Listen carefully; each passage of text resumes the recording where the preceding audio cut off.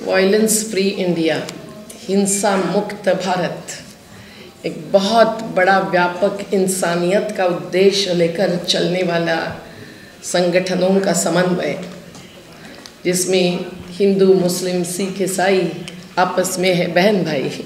ये हमारे नारे का प्रतिबिंब दिखाई देता है। ये बहुत ही महत्व की बात है कि इन्होंने आज के देश के हालात में ऐसा एक मुद्दा उठाया है कि जो श्रमिकों का एक अहम मुद्दा है और देश की अर्थव्यवस्था को संविधान के चौखट में अगर देखा जाए तो जो बर्बादी भुगती जा रही है उसका भी एक अहम आधार है।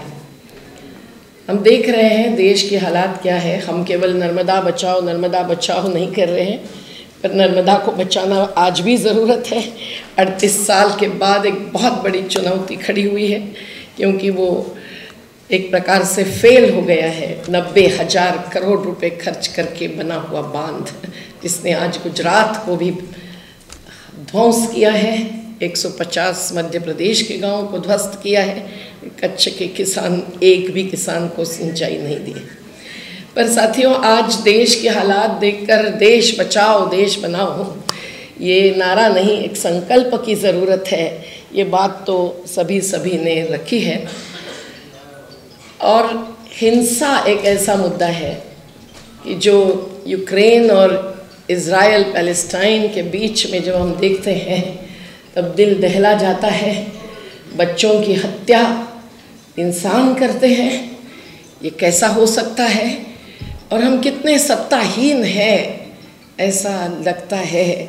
और सत्ताधीश एक न एक प्रकार से हिंसा का समर्थन करते हैं। ये भी एक बहुत ही धक्कादायक बात हम महसूस करते हैं। पर आज इसीलिए हमारे देश में आज़ादी आंदोलन से लेकर हर जन आंदोलन जो अहिंसा के पथ पर चलता है, जो सत्याग्रही बनकर चलता है, उसने गांधी, बाबा साहेब, महात्मा फुले, सावित्रीबाई और फातिमा शेख, कार्ल मार्क्स, सभी के मार्गदर्शन को एकत्रित लाकर एक वैकल्पिक अर्थव्यवस्था और राजनीति की बात सोचना ही नहीं, उसके लिए लड़ना भी ज़रूरी है। मैं मानती हूँ कि लड़ना ज़रूरी है, लेकिन क्या दलीय चुनावी राजनीति के द्वारा ही लड़ना ज़रूरी है, या राजनीति का जो व्यापक अर्थ है, जनता और सत्ता के बीच का संबंध ठीक करना, जो हमारी जन आंदोलनों की राजनीति मानती है, और इस प्रकार के एक वैकल्पिक राजनीतिक धारा को भी अपनाना बेहद ज़रूरी होता है। विरोधी दल की भूमिका के बारे में सवाल उठाया तो हम ही हैं विरोधी दल। जहाँ भी जो भी गलत होता है, ये संविधान को कुचला जाता है तो हम खड़े होते ही हैं। आपको बताऊं, राहुल गांधी जी की यात्रा में भी हम लोग कुछ कहने ही गए थे कि भाई ऐसा होना चाहिए राजनीति और जन आंदोलनों के बीच का संबंध, और उसके लिए ऐसी होनी चाहिए संरचना, और अलायंस होना ही है तो ऐसा होना चाहिए अलायंस, आइडियोलॉजी के सिद्धांत के आधार पर जो इस चौखट में ही तय हो सकते हैं। तो उन्होंने कहा कि भाई जादू तो नहीं होने वाली है यात्रा से, हम भी जानते हैं अगर हमारी गलती हुई, क्योंकि एक पार्टी के अंदर भी सबको नहीं समझा सकते हैं सब बुद्धि, वो जल जंगल ज़मीन का मुद्दा हो या ठेकेदारी की प्रथा का मुद्दा हो, क्योंकि कोई ना कोई उसमें भी लाभार्थी बन जाते हैं, बनाए जाते हैं विभाजन के लिए। तो उन्होंने कहा कि हम अगर गलती हुई तो आप भी सामने खड़े हो जाएं। बिल्कुल, हमने कहा क्यों नहीं। आज आसाम से केरल तक हमारे जन आंदोलनों का राष्ट्रीय समन्वय के साथी लड़ने के लिए मजबूर है, पर मजबूर नहीं है, मजबूत एकता और समन्वय के साथ लड़ते हैं। क्योंकि आज सही है जो माइकल साहब ने बात हुई, केवल छत्तीसगढ़ में ही नहीं, एक साल में 300 ईसाइयों पर हमले हुए, घर ध्वस्त हुए हैं। मुस्लिम समाज तो क्या भुगत रहा है ये देखकर दिल जल उठता है। और अल्पसंख्याक का कहकर एक अपमानित करना हमको तो मंजूरी नहीं है। राजनीति तो संख्या की गिनती पर चलती है, वो जाति के हो या मजहब के हो। हम तो जाति निर्मूलन के पक्ष में हैं और हम सर्वधर्म समभाव, राजनीति में धर्मनिरपेक्षता के पक्ष में हैं। तो साथियों, ये अस्तित्व के मुद्दों की जो बात आज यहाँ उठाई जा रही है, ठेका प्रथा का एक मुद्दा लेकर, जिसका व्यापक आर्थिक कैनवास तो मेहरोत्रा जी ने रखा, राजनीतिक कैनवास सुमित भाई ने रखा। मैं तो उन्हीं मुद्दों पर ज़्यादा ध्यान देना चाहती हूँ, क्योंकि आखिर हम लोग अगर अस्तित्व के ये मुद्दे जिसमें हर अधिकार आता है, जो संवैधानिक अधिकार भी है, केवल कानूनी नहीं, और केवल संवैधानिक भी नहीं, मानवीय अधिकार की भी बात है, इनके लिए अगर जनता खड़ी नहीं होगी तो वो खुश हो जाएंगे। जो आज केवल चौकीदार नहीं, चौकीदारी करते तो देश बच जाता ना भाई, वही ठेकेदार बन गए हैं और गौतम अदानी सबके बड़े ठेकेदार। तो देश का ठेका देने वाले जल, नदी, जंगल, जमीन, रोजगार के लिए सबसे आधार रहे सार्वजनिक उद्योग, सबका ठेका देने वाले जो है वही सबसे बड़े ठेकेदार है।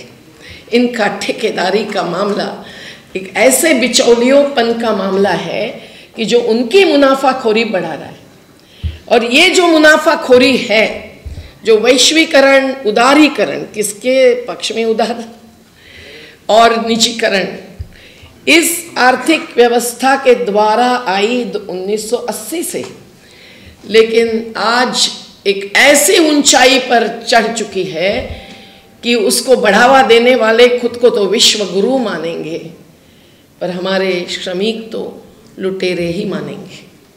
तो आज ऐसी स्थिति में हम देख रहे हैं कि किस प्रकार से देश के हालात में बेरोजगारी नहीं, गैर बराबरी बढ़ी हुई है। और ये इतनी विभत्स गैर बराबरी, ये नतीजा भी है और कारण भी है।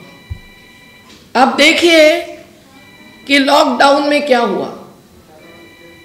लॉकडाउन में 10-10 गुना कैसे बढ़ी बिलियनर्स की, अब्जाधीशों की भी कमाई और संपत्ति।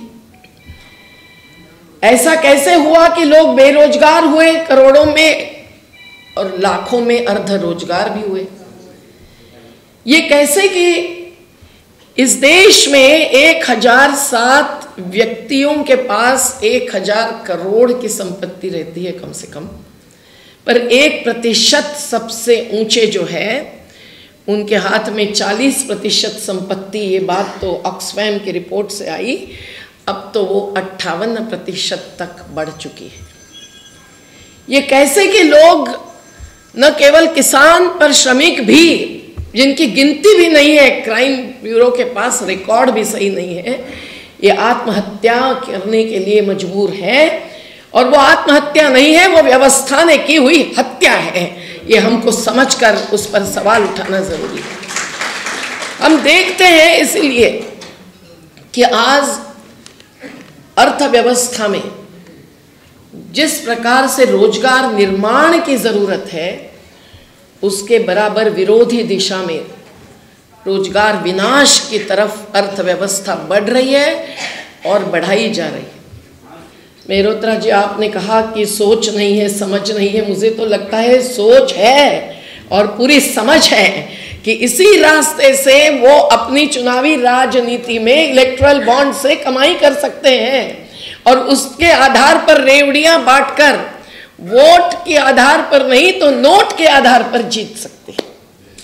और इसीलिए आज ये आर्थिक राजनीतिक जो गठबंधन है, उसी के तहत ये बिचौलियापन और ये ठेका पद्धति सोच समझकर आगे बढ़ाई गई है और बढ़ाई जा रही है।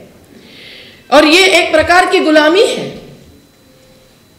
बाबा साहब ने क्या नहीं कहा है संविधान में, अकेले ने नहीं, पूरे संविधान सभा ने, लेकिन पूरे देशों के संविधानों का अभ्यास करके बाबा साहब ने ये कहा था, आप अगर संविधान सभा की चर्चा पढ़ेंगे ही, पढ़े होंगे भी, कि जो मार्गदर्शक सिद्धांत है वो सभी बुनियादी अधिकार होने चाहिए।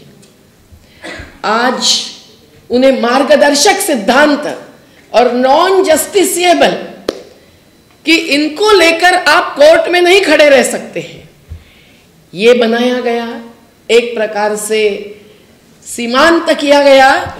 तो आज एक एक मार्गदर्शक सिद्धांत में जो समता और न्याय की बात शिक्षा के क्षेत्र में हो या रोजगार के क्षेत्र में हो, जो सबसे अधिक झलक रही है, उसको नकारा जा रहा है। और कौन लड़ेगा इन करोड़पति और अब्जापतियों के सामने? क्या केवल अमेरिका की हिडेनबर्ग ही करेंगे? हम लोगों को ही सभी आधार पर, जिसमें ठेका पद्धति के खिलाफ चलने वाला कपिल साहब और सभी का नेतृत्व लेकर चलने वाला आंदोलन हमारा श्रमिक जनता संघ भी मानता है, तो ये भी शामिल है। हम लोग ये समझे कि बाबा साहब की हो या गांधी जी की हो, सोच में एक प्रकार की समानता थी। कई लोग बहुत ही हिलमिल जाएंगे ये सुनकर। मुझे लगता है कि आज वो समय नहीं है कि गांधी और अंबेडकर, गांधी और शहीद आजम भगत सिंह के बीच में हम ऐसे विभाजन करें कि सबका मार्गदर्शन लेकर वैकल्पिक अर्थव्यवस्था और राजनीति की जनतंत्र और संविधान के दायरे में हम सोच ही नहीं पाए। आज जरूरी है ये सब चीज़ों के आधार पर सोचना। तो जो ये ठेका पद्धति है, ये ठेका पद्धति श्रमिकों को इस गैर बराबरी के तहत बंधक मजदूर बनाने की पद्धति है। इस देश में बॉन्डेड लेबर एक्ट भी है, लेकिन कौन इसका पालन करता है? स्वामी अग्निवेश जी आज नहीं रहे, पर उन्होंने जो ये मुद्दा सुप्रीम कोर्ट में उठाया और जो अनुभव किया सुप्रीम कोर्ट में वकील साहब, उसके बाद उन्होंने तय किया कि मैं सुप्रीम कोर्ट में पांव नहीं रखूंगा।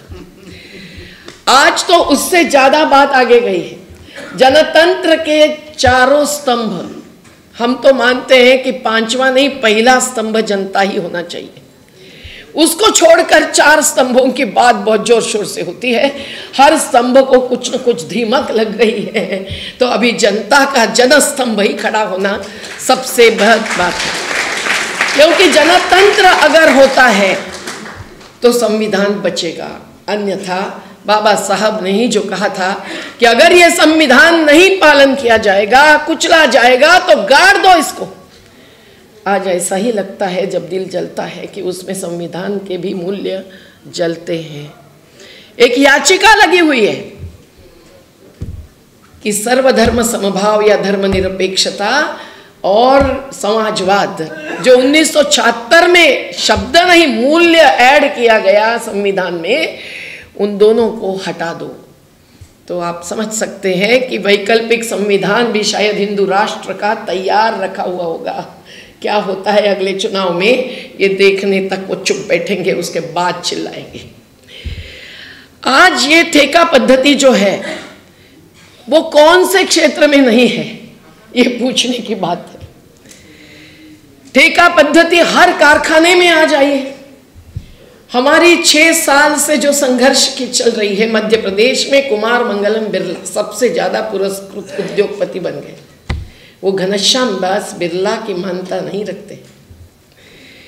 आज वो लाखों रुपए हर महीने कमाने वाले 7 कंपनियों के सीईओ 2 बार फर्जी बिक्री करते हैं अपनी मिलों की।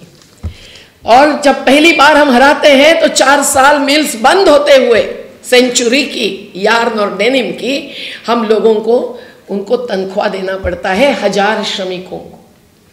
लेकिन दूसरी बार करने के बाद अभी हमारी लड़ाई जारी है। जीत गए तो अपील में गए हैं, कोर्ट कानूनी और मैदानी दोनों लड़ाई का आवरण मैदान हो गया है।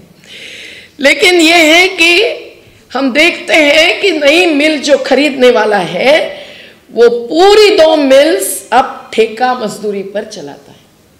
कारण क्या है? कारण तो एक ही है कि मुनाफा बढ़ जाए, ज्यादा से ज्यादा काम लो और कम से कम दाम लो। समान काम समान वेतन, इसका भी कोई भी आज असर नहीं है। जो ये कॉन्ट्रैक्ट लेबर एक्ट 1970 के 25वें क्या बोलते धारा में लिखा हुआ बात है। तो कौन इसका भी आज अमल कर रहा है? इसमें ठेका मजदूर भी हो तो भी कौन से प्रकार के काम में होने चाहिए? जहां थोड़े समय के लिए सीजनल वर्कर के रूप में रखते हैं उन्हीं को, या थोड़ा समय काम एक प्रकार का लेकर फिर छोड़ देना है उनको, काम उतना ही समय का है उनको? नियमित और साल भर काम करने वालों को ठेका मजदूर नहीं रख सकते, ये कानून कह रहा है, लेकिन नहीं उसका।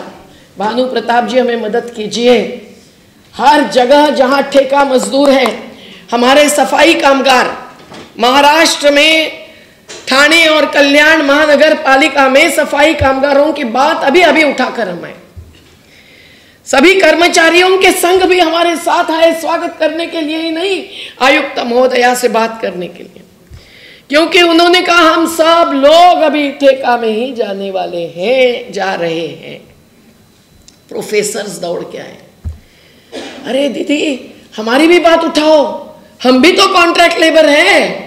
18,000 प्रोफेसर्स महाराष्ट्र में ठेके पर है। हर 9 महीने के बाद उनको फिर से नौकरी के लिए कोशिश करनी पड़ती है। शिक्षा क्षेत्र में, हमारे पहाड़ी आदिवासी क्षेत्र में, सतपुड़ा और विंध्य में जहां हमारी जीवनशाला चलती है, झूठे आरोप आरएसएस का एक लड़का लगाता है, हार गया सब चौकसी करके, लेकिन जब जीवनशाला चलती है, इनकी एक शिक्षकी शाला, वस्ती शाला, नए नए नाम देकर कुछ समय में बर्बाद हो जाती है। क्योंकि हर साल अगर शिक्षक को फिर से कोशिश करनी पड़ती है, खिस्सा भरना पड़ता है किसी का, तभी मिलती है ठेका शिक्षक की भी जिम्मेदारी। तो उन बीच में क्या आदिवासी बच्चे शिक्षा की आदत भूल नहीं जाएंगे? ढोरों के और बच्चों के पीछे नहीं जाएंगे? आज यही हो रहा है। और फिर ये कहना कि अरे कम बच्चे वाली शाला हम बंद करते हैं। महाराष्ट्र 4,000, मध्य प्रदेश ने 7,000 का आंकड़ा जाहिर किया था कि कम बच्चे हैं। अरे पहाड़ी आदिवासी बच्चे जो हमारी जीवनशालाओं से 6,000 पास हुए, कोई डॉक्टर बना, कोई फॉरेस्ट गार्ड बना, कोई क्रीड़ा पटु तो कई सारे बने, शिक्षक बने, कार्यकर्ता बने, मछुआरा संगठनों के हमारे संचालक बने। लेकिन इनको लगता है कि नहीं, थोड़े बच्चों की शाला हो तो निवासी करके पूरी सुविधा देने के बदले ठेका शिक्षक पर चलाए और उससे शिक्षा बर्बाद भी हो जाए तो कोई दिक्कत नहीं। आज खदानों से लेकर उत्तराखंड के जो 41 मजदूर अंदर पड़े हुए थे, जिनको किसने बाहर निकाला? अमेरिका के इंजीनियर से नहीं, और मंदिर टूटा था इसलिए नहीं हटके थे, प्रकृति के साथ खिलवाड़ का वो कारण था, नतीजा था। और उनको वकील हसन साहब से लेकर बहुत सारे मुसलमान मजदूरों ने ही बचाया था। ये बात तो मैं क्या कहूँ, जो भाई साहब ने तड़पते हुए बात रखी। लॉकडाउन में भी हमने देखी कि अंत्य संस्कार वही करते थे जो बाद में मध्य प्रदेश में हिंसा हुई, दंगा हुआ तो उन्हीं को जेल में डाला गया, जिन्होंने कभी हिंदू और मुसलमान नहीं देखा, आज़ादी आंदोलन में भी नहीं देखे गए थे, न झांसी की रानी के 1857 की क्रांतिकारी आंदोलन में देखे। खैर, ठेका मजदूरी पर आते हुए हम लोग ये देखें कि ये ठेका मजदूरी जो सब जगह पे है,